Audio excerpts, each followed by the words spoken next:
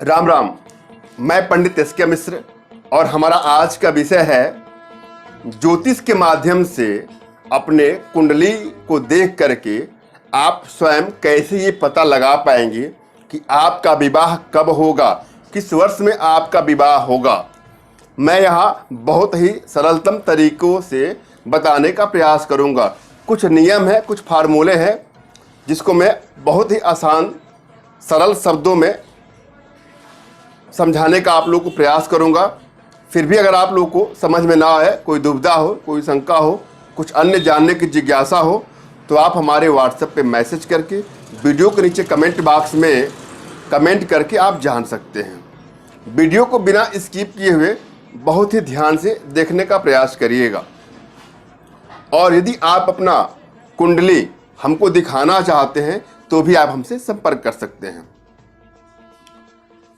सर्वप्रथम जब भी विवाह का प्रश्न आता है तो हम कुंडली के सप्तम भाव को देख करके तय करते हैं। कुंडली का सप्तम भाव विवाह के बारे में जानकारी देता है। पत्नी और दाम्पत्य जीवन का विचार हमें कुंडली के सप्तम भाव से करना होता है। यदि सप्तम भाव का स्वामी सप्तमेश शुभ ग्रह की राशि में हो और शुक्र अपने उच्च राशि या स्व राशि में हो तो जातक का विवाह कम उम्र में होता है। एक बार पुनः ध्यान दीजिएगा, अपने कुंडली के सप्तम भाव को देखिएगा। सप्तम भाव का स्वामी सप्तमेश यदि शुभ ग्रह की राशि में हो और शुक्र जो आपकी कुंडली का जो शुक्र ग्रह है वह अपनी उच्च अवस्था में हो या स्वराशि में हो तो जातक का विवाह कम उम्र में ही हो जाता है। दूसरा नियम को भी ध्यान से जरा सुनने का प्रयास करिएगा। यदि किसी के कुंडली में सप्तम भाव में सूर्य हो, आपके कुंडली के सप्तम भाव में सूर्य हो और सप्तमेश सप्तम भाव का स्वामी शुक्र के साथ हो, ध्यान से जरा सुनने का प्रयास करिए। यदि आपके कुंडली के सप्तम भाव में सूर्य बैठा हो और सप्तमेश शुक्र के साथ हो तो जातक का विवाह 15वें या 19वें वर्ष में होता है, ऐसा समझना चाहिए। एक अन्य फार्मूला क्या कहता है, यदि शुक्र ग्रह द्वितीय भाव में हो, आपका जो कुंडली होगा उसके द्वितीय भाव में यदि शुक्र ग्रह बैठा हो और सप्तमेश और सप्तम भाव का स्वामी को हम लोग सप्तमेश कहते हैं, एकादश में हो तो जातक का विवाह 16वें या 22वें वर्ष में होगा, ऐसा समझना चाहिए। एक बार पुनः ध्यान से जरा समझ लें। यदि शुक्र आपके द्वितीय भाव में बैठा हुआ हो, आपके कुंडली के द्वितीय भाव में शुक्र ग्रह बैठा हो और सप्तमेश आपकी कुंडली के एकादश भाव में 11वें भाव में बैठा हो तो जातक का विवाह 16वें वर्ष या 22वें वर्ष में होगा, ऐसा समझना चाहिए। एक अन्य फार्मूला आपकी कुंडली से ही तय होता है, इसको भी जरा समझने का प्रयास करिएगा। यदि शुक्र लग्न से केंद्र में हो, यदि शुक्र ग्रह आपके लग्न से केंद्र ग्रह में बैठा हो, सबको पता है, आपको भी पता होना चाहिए कि केंद्र ग्रह क्या होता है। प्रथम भाव, चतुर्थ भाव, सप्तम भाव और दसम भाव को हम केंद्र कहते हैं। अगर शुक्र लग्न से इन स्थानों में बैठा हो, यानी 1 में बैठा हो, 4 में बैठा हो, 7 में बैठा हो या 10वें भाव में बैठा हो और लग्नेश लग्न का जो स्वामी है हम उसे कहते हैं लग्नेश, और लग्नेश मकर या कुंभ राशि में बैठा हो तो जातक का विवाह 17वें वर्ष या 18वें वर्ष में 17 ईयर्स या 18 ईयर्स में होना है, ऐसा समझना चाहिए। एक अन्य फार्मूला जो आपकी कुंडली से ही लागू होता है उसको भी जरा गौर से देखने का प्रयास करना है। यदि शुक्र ग्रह लग्न से केंद्र में हो अर्थात 1, 4, 7, 10वें भाव में हो और शनि शुक्र से सप्तम भाव में हो, हम शनि को काउंट करेंगे शुक्र से कि वह शुक्र से 7वें भाव में है, तब जातक का विवाह या जातिका का विवाह 20वें वर्ष या 28वें वर्ष में होगा, ऐसा समझना चाहिए। यदि सप्तमेश, सप्तम भाव का जो स्वामी है हम लोग उसे कहते हैं सप्तमेश। यदि सप्तमेश आपकी कुंडली में सप्तम भाव का स्वामी कहाँ पे है?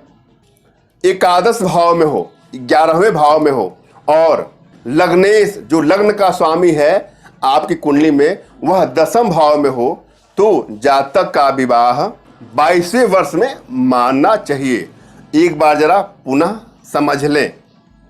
यदि आपके कुंडली का सप्तमेश, सप्तम भाव का स्वामी आपकी कुंडली के 11वें भाव में बैठा हो और लग्नेश लग्न का स्वामी आपकी कुंडली में 10वें भाव में बैठा हो, तो जातक या जातिका का विवाह 22वें वर्ष में होगा, ऐसा समझना चाहिए।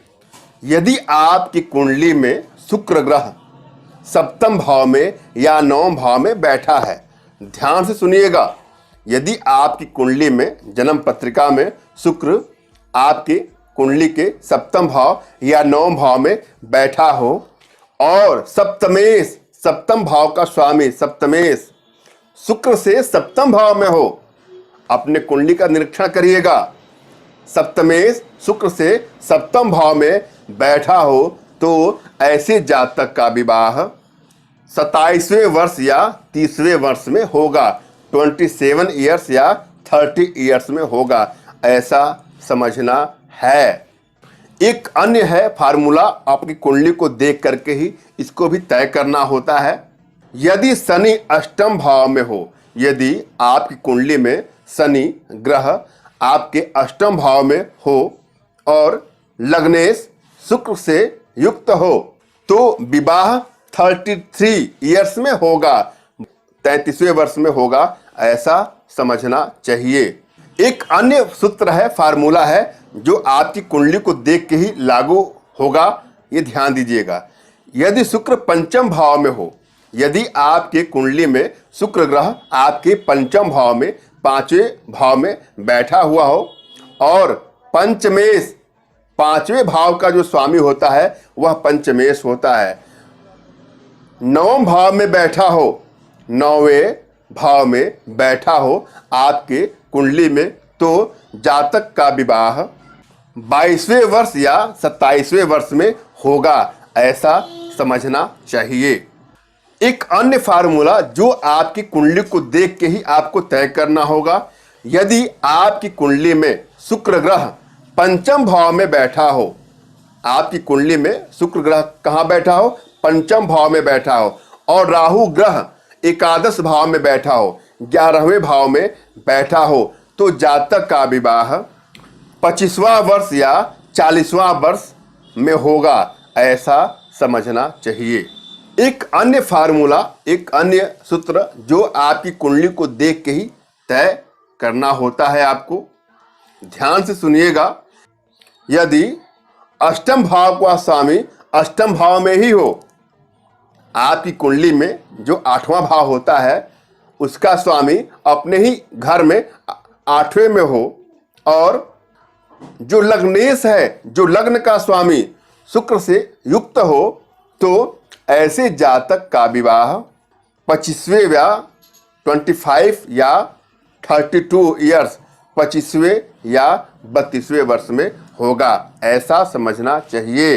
अब ये प्रश्न उठता है कि अपनी कुंडली को हम देख करके यह कैसे तय कर पाएंगे कि हमारा विवाह कब होगा, किसके गोचर राशि में होगा, किसके दशा में होगा। हम जरा इस पर भी प्रकाश डालते हैं, ध्यान से देखिएगा।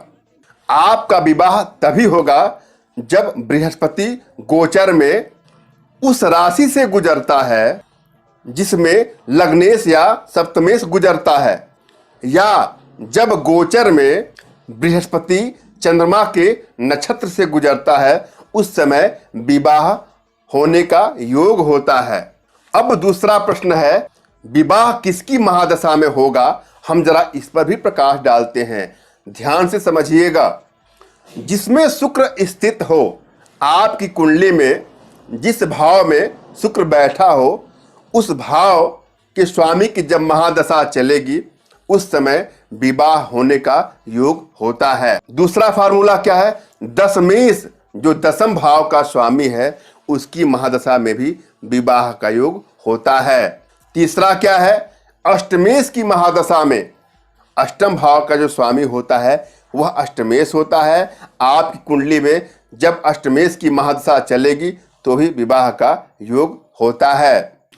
उस ग्रह की भी महादशा में विवाह का योग होता है जिसमें सप्तमेश युक्त हो, और आपके सप्तम भाव में, आपकी कुंडली के सप्तम भाव में जो ग्रह बैठा होता है उसकी महादशा में भी विवाह का योग बनता है। यहां मैंने भली भांति आपकी कुंडली को देख करके ज्योतिष के माध्यम से यह बताने का पूरा प्रयास किया है कि आपकी शादी किस वर्ष में होगी और किस ग्रह की महादशा में होगी। आशा है आप समझ गए होंगे। फिर भी अगर आपके मन में कोई शंका हो तो आप वीडियो के नीचे कमेंट बॉक्स में कमेंट लिख सकते हैं। और यदि आप हमसे अपनी कुंडली दिखवाना चाहते हैं तो भी आप मैसेज करके, समय ले करके, अपॉइंटमेंट ले करके आप हमसे कुंडली व्हाट्सएप के माध्यम से ऑनलाइन दिखा सकते हैं। और यदि अपने घर बैठे आत्म सम्मोहन साधना, सम्मोहन साधना, टेलीपैथी, त्राटक, दिव्य वशीकरण साधना, चित्र वशीकरण साधना, कामधेनु साधना, दिव्य ऊर्जा साधना व अन्य विद्याएं व अन्य साधनाएं सीखना हो तो भी आप हमसे संपर्क कर सकते हैं। और आपके या आपके अपनों के या आपके रिश्तेदार के या पड़ोसी के जीवन में किसी भी प्रकार का कोई भी आर्थिक या मानसिक या शारीरिक समस्या हो जिसका वो समाधान नहीं करवा पा रहे हो या समाधान करा करा के थक गए हैं तो भी आप या वो हमसे संपर्क कर सकते हैं। हमारी भारतीय विद्याओं में, भारतीय साधनाओं में इतनी क्षमता है, इतनी दिव्यता है कि वह विश्व की समस्त समस्याओं का समाधान पल भर में, क्षण भर में कर सकती है। और हमारे माध्यम से आप अपने घर बैठे अपने सभी प्रकार की समस्याओं का समाधान करवा सकते हैं। धन्यवाद। राम राम।